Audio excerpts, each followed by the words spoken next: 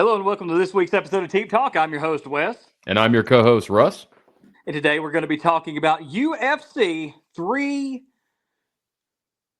26. That's right, 326. Now, this week's event, big fight card, big main event, something that a lot of people look forward to, and sometimes third time's a charm. Other times, it may not be. Either way, we're excited to see who wins, and I might cry a few good tears either way. Because I honestly, emotionally, I would want both of them to have a draw. Because I like the both of them. But tactfully and from a standpoint of who I think is going to win or do better, I have my own opinion that we're going to get to after the rest of the picks, because we're going to do that at the end. And once again, we always do it with the main events. I got Mama's pick at the end too. And her pick is the same as ours. For once in our lives, me and Russ have the same pick. Finally. Yeah. But speaking of picks, Russell, take it away. Thank you. Yeah. Well, so, ladies and gentlemen, best part is we got UFC 5 game statistics. We're going to get to those after. Just want to say we get all of our information. We get all of our information from UFC.com and DraftKings. Where the crown is yours. And he'll fight John Jones at the White House I'll card. fight John Jones. White House card. Put me in it. Forget about Pereira. Put Wes here. Mm-hmm. And we're not sponsored. And this event is going to be happening at the T-Mobile Arena in Las Vegas, United States. Also, you said forget about Pereira. I'm actually better for John Jones's legacy than Pereira is. You know why? What's that? John Jones will be the first person to fight a random person from the internet in the UFC.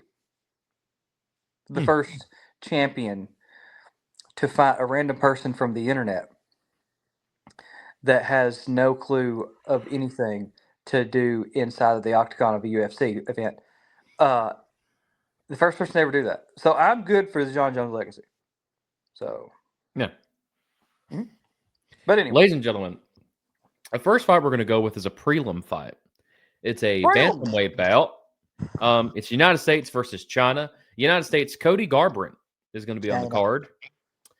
He's 14-7. He has 11 knockouts and 8 first-round finishes. He's lost his last 2 fights, folks. Round 3 unanimous decision and round 2 submission. People he's fought, however. Now, he's lost a lot. You know, he fought Vigorito. I don't know how to say his name, but he lost to a submission by him. He fought France. You know, he lost by knockout. He lost to Rob Font in unanimous decision, which he's on this card. He lost to Dillashaw twice by knockout TKO. He beat Dominic Cruz by decision. He's the former bantamweight champion. He's a plus 130. Okay, going up against Xiao Long, 27-10. He's got 5 knockouts, 9 submissions, 5 first-round finishes. He's lost his last fight by round 3 unanimous decision and 1 round 3 knockout TKO. He's a minus 155. Ladies and gentlemen, I'm going to go with Cody on this only because maybe he's due for a win. Right? Maybe. Now, I try to consider Long. Don't get me wrong. You can pick him. Don't get me wrong, Mr. Long. But I'm just going with Cody only because maybe he's just due for a win. That's why I'm going to choose him this time. Usually I don't. I'm going to give you my opinion on this. I say I'm staying away from that whole thing. Oh, yeah, folks. This is just a playful thing to do. Yep, and I'll tell you like this. If you got your opinion on it, sure. Yeah. But I'm not messing with a Cody Garbrandt fight. And especially with somebody like this. If it was somebody that I knew was just going to beat him, sure, whatever. Throw it on there. But to me, I think it feels like something that's too unpredictable. to throw into a parlay of all things. But Garbrandt could win. He could be due for a win. But that's just my opinion. Yeah. I'm not putting it in my parlay. This is just a playful thing, right? All right. So our next, now we're going to the main cards now. Middleweight bout, Brazil versus Brazil. We got Gregory Rodriguez, 18-6. He's 11 knockouts, 3 submissions, 8 first-round finishes. He won his last 2 fights, round 3 unanimous decision and a round 1 knockout TKO. He's a minus 180, going up against Bruno Ferreira. He's 15-2, 9 knockouts, 5 submissions, 11 first-round finishes. He won his last 2 fights, round 3 unanimous decision and a round 1 submission. Here's the best part. They both have fought before. And Ferreira won by round 1 knockout TKO. He's a plus 150. So you know what I'm going to do? I'm going to give it to Gregory because maybe he's due to beat Ferreira. So they could be 1-1. That's why I'm choosing Rodriguez. That's why I'm going that route. All right. I could be wrong, but that's what I'm going to do.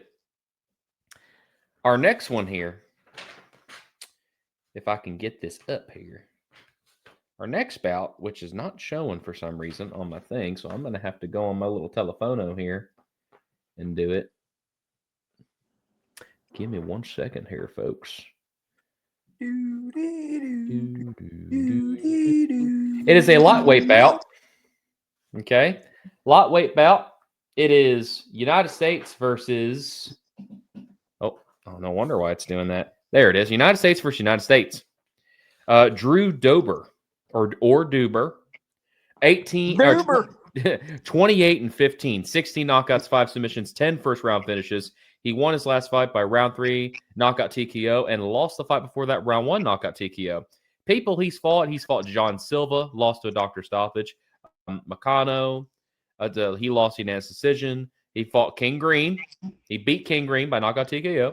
Lost to Makhachev by submission, and Darush, he lost to submission. He's a plus 102. Going up against United States, Michael Johnson. He is 25-19. He's got 10 knockouts, 2 submissions, 8 first-round finishes. Won his last 2 fights by round 3 unanimous decision and round 2 knockout TKO. People he's fought: Clay Guida, he lost to decision. Justin Gaethje, he lost knockout TKO. Khabib lost submission. I'm naming big names here. Believe it or not, he beat Dustin Poirier by a knockout TKO. Lost to Nate Diaz by decision. Lost to Darush by decision. Beat Melvin Gillard, which is was on The Ultimate Fighter Season 2, if you don't know. He beat him by decision. Beat Joe Lawson by unanimous decision, and beat Tony Ferguson, which a lot of people beat Tony Ferguson. He was on Season 13 of The Ultimate Fighter. Won unanimous decision. Oh, my God. I know I'm going to say all these things. I think Joe Lawson was on Ultimate Fighter, too. I just don't remember which one. I think it was 5. Maybe 5 or 6. But he is minus 122, Michael Johnson. And by the way, just so you know, folks, Michael Johnson was on Season 12 of The Ultimate Fighter. Tell us how you know this, Russ.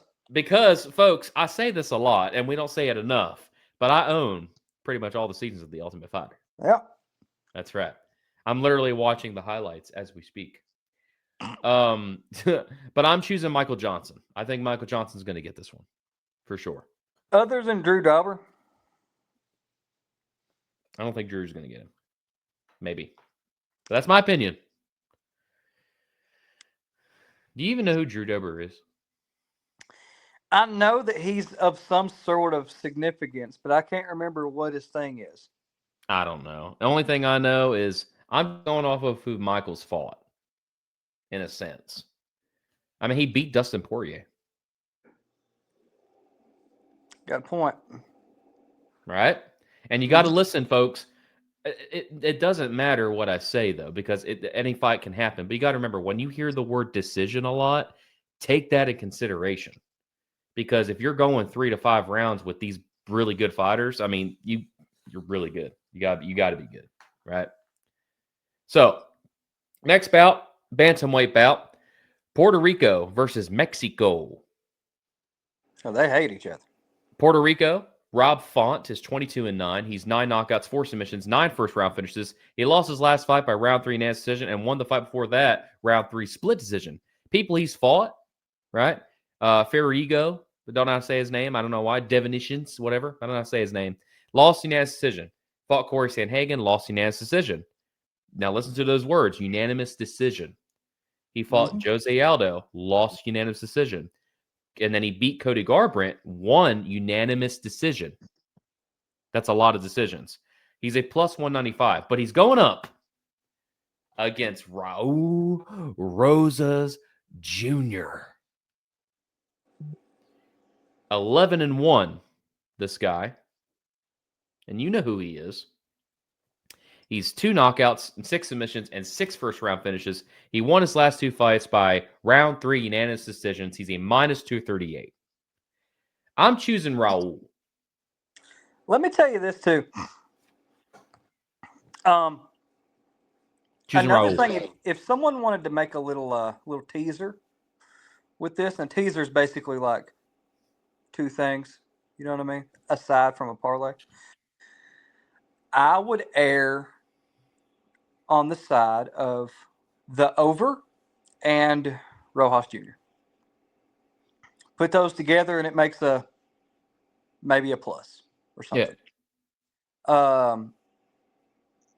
I don't know what the odds on it is, but I would go, if I was going to make a bet for this, I would go for the over on this fight and Rojas to win. Thank you, Wes, for your input. We always appreciate it. Ladies and gentlemen, our next event is the co-main event, the middleweight bout, Brazil versus the Netherlands. We got Brazilians Cal Borralho. He's part of the Fighting Nerds, if I'm correct. Yep. He's 17-2. He's 5 knockouts, 4 submissions, 6 first-round finishes. The last fight he fought, he lost to Nazardine Imavov. To a round 5 unanimous decision. He won his last fight by round 5 decision.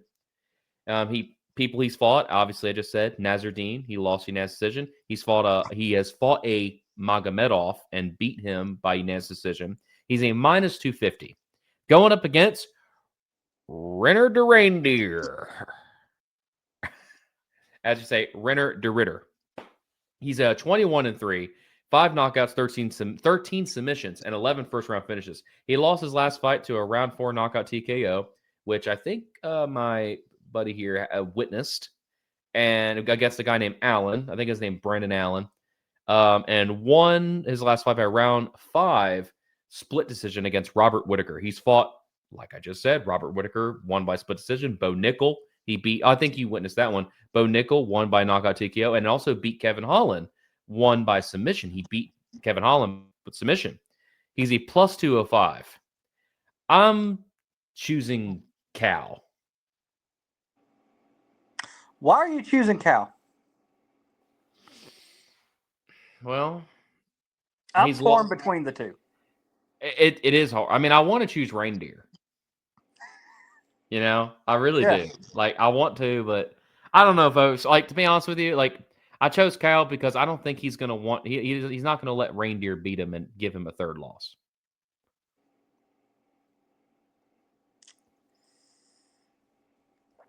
And yeah, Reindeer, and yeah, folks, we're calling him Reindeer. Reindeer has fought some guys. I mean, fighting Robert Whittaker is a tough thing, and also beating Kevin Holland by submission is just insane. So I mean, in a sense, I want to choose Reindeer, but you have to think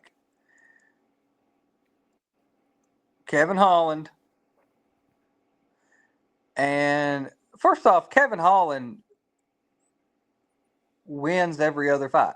Literally, he wins one, he loses one. He wins one, he loses one. That's how it works.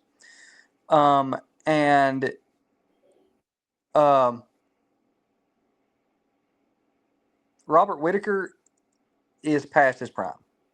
Yeah, but it's true. But it was still a decision victory. Yeah, and I mean, I'm not saying he's bad or anything. He's just not what he used to be. I think he's moving up to light heavyweight. Yeah. It could be Cal. It is hard. It is hard, folks, because Reindeer's been on a good path. But Cal, I mean, he lost his last fight to Nazardine, which I think was, if I'm not, was the number one in middleweight. Mm-hmm. So I don't know if he'll lose the next one.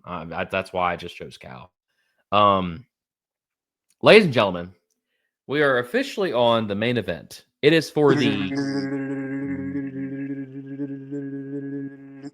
BMF title, the lightweight bout, United States against Brazil. We're going to start with Brazil first.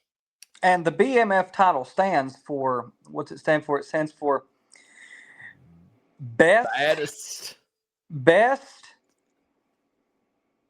Mandwich flipper. Sure. Yeah. So first guy we're starting with is Brazilian Charles Oliveira. Everybody knows him. He's 36-11, 10 knockouts and 22 submissions. He won his last fight by a round 2 submission against Gamrot and lost the fight before that against Taporia, round 1 knockout TKO. People he's fought, folks, and we're gonna go through it. Wait a minute. He's had 10 knockouts and how many submissions? 22. Okay, so how many decisions has he had? I don't know. We're about to find out for the people that I've it doesn't say on UFC.com. Has he had the most submissions in UFC history? I don't remember.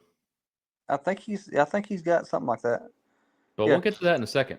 People he's fought Gamrot, like I just said, won by submission. He fought Taporia, lost by knockout. He fought Michael Chandler, which we were there for. He beat by unanimous decision.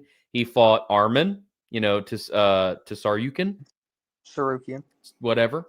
He lost to him by split decision. He fought Darush and beat him by knockout TKO. He fought Makhachev and lost by submission. Fought Gaethje, won by submission. Fought Dustin Poirier, won by submission. Fought Michael Chandler again, won by knockout TKO. Fought Tony Ferguson, won by decision. Fought Jim Miller, won by decision. Clay Guida, won by submission. Anthony Pettis lost by submission. He fought Holloway once already and lost to a round 1 knockout TKO. I want to point that out there. That was their last fight. Max Holloway knocked him out. Lost to Frankie Edgar unanimous decision. Beat Donald Cerrone, knockout TKO. Faced Jim Miller again and lost to a submission. He's the former lightweight champion. He's a plus 170. They fought 2 times before. No. Doesn't say that. Are you sure? Yep. That's what it says. Okay. It says right here, like they fought, that like they're about to fight the second time. It says their first fight was in 2015. Holloway won by TKO, and their second fight is this coming Saturday. That's what it says. So, ladies and gentlemen, he's a plus 170. Now, from the United States of America, the man that plays UFC and learns from the game to beat people.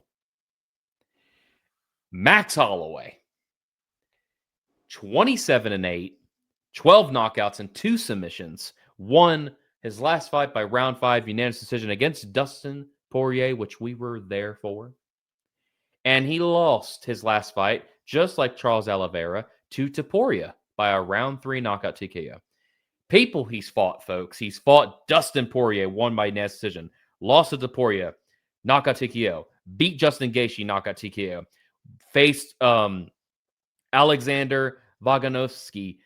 He lost twice to a decision to him. Or actually, he faced him 3 times and lost to decision. He's faced Frankie Edgar, beat him by decision. He fought Dustin Poirier twice before that and lost to a decision. And he also lost to him, where's the other one? By a submission. Beat Brian Ortega by knockout TKO. Beat Jose Aldo TKO. Beat Jose Aldo again, knockout TKO. Beat Anthony Pettis, knockout TKO. As it says here, beat Charles Oliveira by knockout TKO round 1. Lost to Conor McGregor in his decision. And he's the former featherweight champion. He's a minus 220. I am choosing the United States of America. Max Holloway. I believe it. He also has okay. Here's something about Max Holloway. His takedown defense is very, very good. I think that he went a very long time without being taken down. Right? Something like that. He's really good. No, I don't know why he's never been knocked down. I don't know why people I don't know, well, I don't know why people like don't try that's the way to get him really is to take him down. Unless he's got super duper good takedown defense. But let me say this real quick before I forget. If you decide to pick all these picks that I have picked, you get $188.27. But let's just say, folks, you decided to keep all that. Like, obviously, you don't have to, but let's just say you kept my picks and you decided to change it to Long instead of Cody. You change it to Reindeer and you change it to Oliveira. You get $544.61. Now, folks, moving on to this next thing. UFC 5 game statistics. Wait. I didn't give my pick. Oh. And I didn't tell the folks what Mama picked. Oh. Yeah. Yeah. So I call Mama. Every time we do these, I call Mama on the way home from work the day before. Last night, called Mama. I said, hey, we're doing the podcast tomorrow. And she said, stop right there. I done got it. She said to me, I don't think it's going to be that blonde-headed fella. I don't like him, huh? No, it's going to be that little Mexican guy, the other one. I said, huh? Mama thinks he's a Mexican. He's American. He's from Hawaii. He's like, yeah, it's going to be him. America. Yeah, I know it. I was like, okay. I said, why? She said, I don't know. I just got a feeling. I know it's going to be that guy. It's going to be Max Holloway. I said, all right, Mama. I'm going with common sense tells me to go with Max Holloway.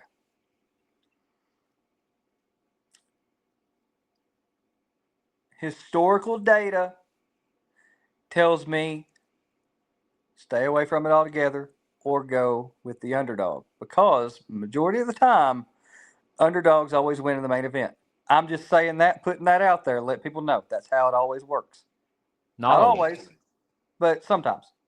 Most of the time, it's like it throws you for a loop right there at the end, and everybody bets on whoever's got the big minus on them, and nobody thinks about the underdog coming up from behind. Do with that what you will, but I'm saying Max Holloway. I might change my opinion right before I put this bet in and put in Oliveira. I don't know. It's so hard to pick between the two of them because the last time they fought, it was just a round one knockout. So you don't really have much to go by on the grounds of how the fight's going to look. Let's say that there's not a knockout. He don't have that knockout option in this one or something. You don't know. And both of these guys have been knocked out by Ilia Topuria. But as a unanimous decision, okay, the unanimous decision of our choice with this bet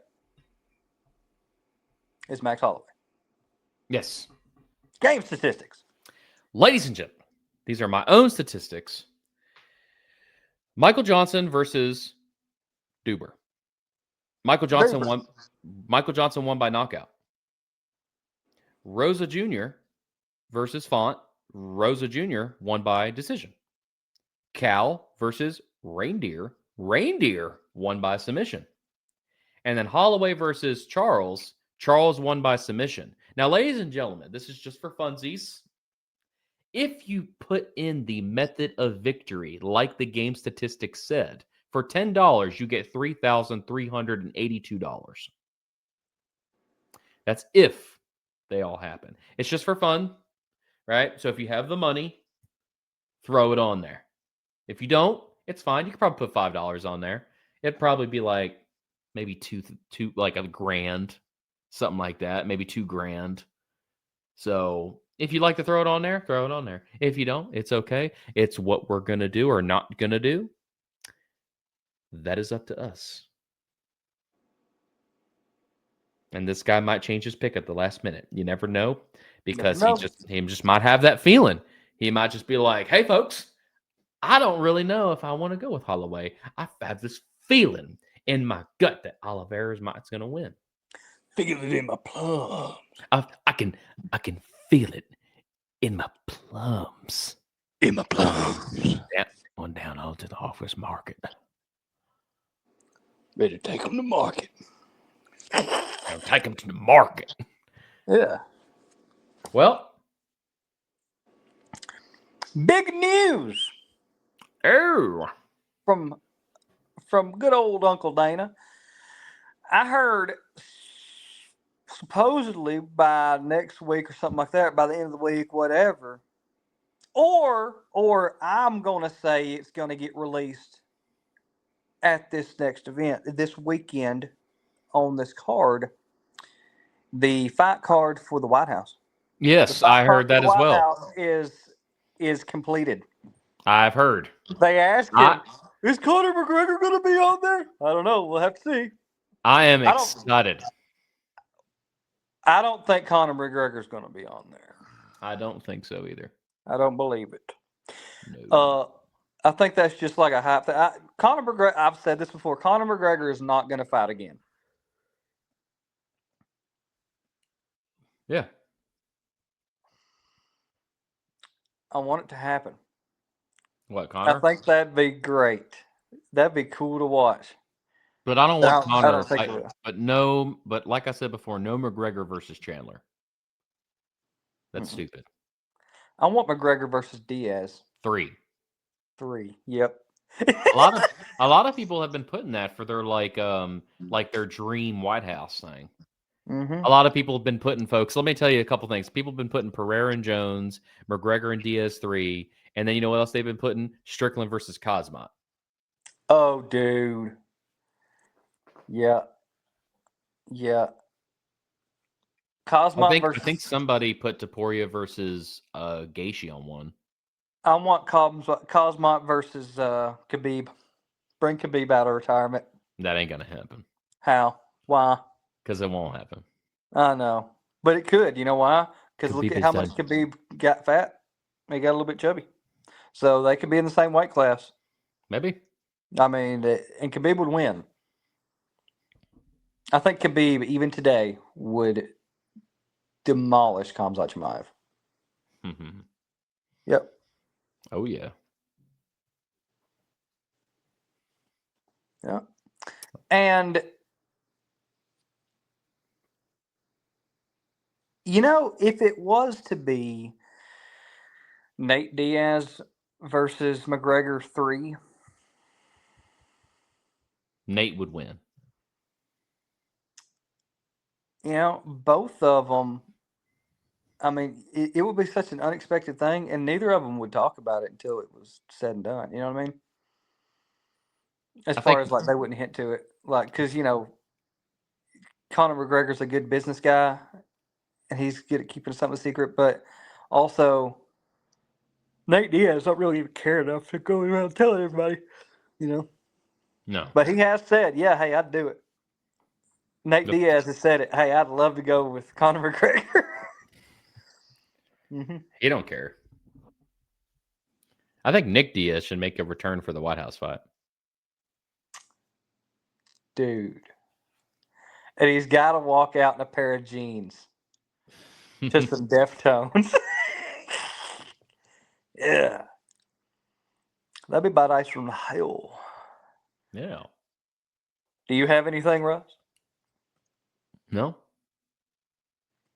Well, that is it for this episode of Teep Talk. If you've enjoyed it as much as we'd enjoyed it, go ahead and give us a like, a follow, and a share. And when you do share this with, you know what? Share this with your congressman. Yeah.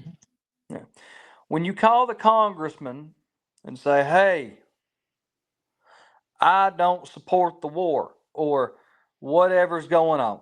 Say, hey, my gas prices are going up too high. Vote against this. Whatever it is. Say, also, go ahead and watch this new Teep Talk episode so that you can, put a little bit of your donor money on these fights. You know what I mean? Who you think should tell? Share this, folks, with your local veterans. That's right. Share this with any Air Force, Marine, Navy SEAL, Army man, whatever it is. When you see a veteran, whether it's at an event or maybe there's a homeless one, and you're like, "Hey man," I'm like, "Hey man, not only do I want to give you some food, not only do I want to give you a place just to stay for the night, not only do I want to give you a haircut and everything, not only do I want to give you some money to get whatever you want, but to cheer you up because these guys are supporters for the veterans." Mm-hmm. Teep Talk, watch them.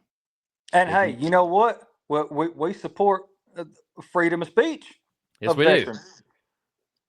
No veteran should be told he can't talk. Don't got freedom of speech in a country he fought for the freedom of speech in. Yeah, Yeah, that's right. that's all I got to say about that. And that's all I got to say. We're not getting political. Nope.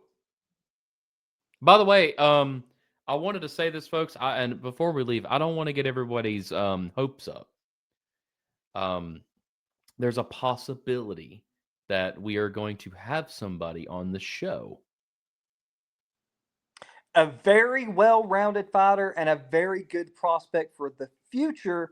Someone who, if I had to pick a person that we know to be in the UFC, this is the person that I would say has the most likelihood of making it there, or at least making it to something super close. And I don't know. We're not going to disclose the name yet. We're just going to give us because obviously we don't know. Like there's some things that are going on at the moment.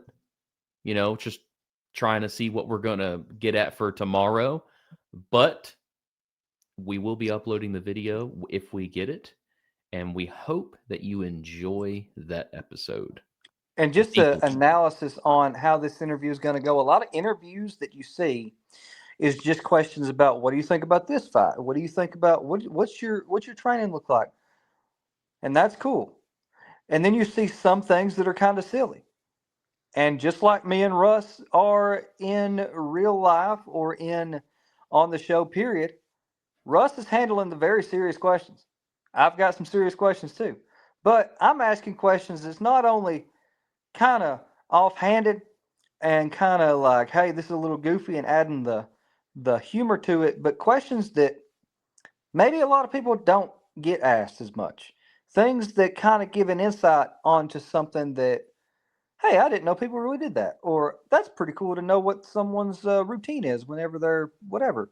Or what's your favorite ritualistic thing that you do that you can't go without in a fight? Yeah, It's something small, something silly, something you get to know about the fighter that people don't ask much of. And but we're not gonna I know some people may want to know certain things, political and stuff like that, but we're keeping that out. A lot of people want that, but we're keeping all the serious stuff out, and we're just gonna have the professionalism and the silliness in there. Mm-hmm. And we hope you enjoy it, folks, just like you enjoy every other episode that we upload. We are making this year a great year to have people come on here that are fighters, whether it's whether it's like a state thing, or maybe it's something you're local, or maybe it's an actual fighter one day. Maybe it's one of those fighters that maybe it's a retired guy. You might see that on here. State, we will tell you one thing about this person. This person is on a state level the state champion of his weight division and holds, is it 3 or 4? 3 belts right now. He holds 3 belts as of right now in 3 different fighting promotions. Amateur, yes. But he is the state champion. Yes. Mm-hmm. So and that's why we really wanted him to be our first pick on here. Mm-hmm. So, and most importantly, man of God. Yes. Yeah.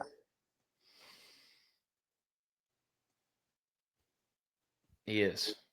Mm-hmm.